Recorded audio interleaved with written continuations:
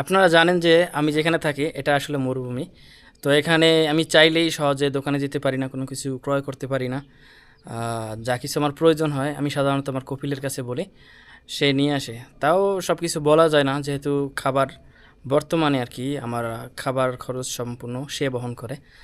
তো মাঝে মাঝে আসলে কি, যদি আপনার বন্ধু বান্ধব থাকে পাশে, মানে পরিচিত কেউ থাকে বাঙালি অথবা হিন্দি, ধরুন আপনার পরিচিত অথবা বন্ধুর মতো যদি থাকে, তাহলে তার কাছ থেকে কিন্তু সাহায্য নেওয়া যায়।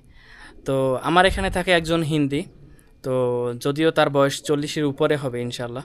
তো দেখতে বুড়ো মতন যদিও। তো সে কিন্তু আমার বন্ধুর মতোই থাকে সবসময়, পাশে থাকে আর কি। তো আমি যখন একবার আমার একটা অসুখ হয়েছিল, কাশি ছিল প্রচণ্ড, তার কাছে ওষুধ ছিল, সে আমাকে দিছে, খেয়েছি, ইনশাল্লাহ সুস্থ হয়ে গেছি।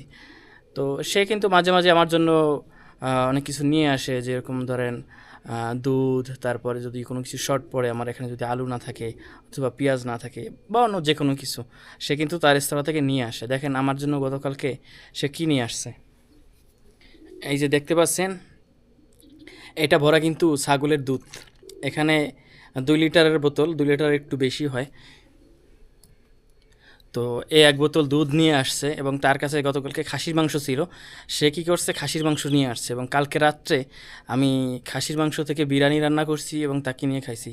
তো সে খুব প্রশংসা করছে। তো এরকম একজন বন্ধু বা সাহায্যকারী থাকা ভালো, আপনার সবসময় পাশে থাকবে।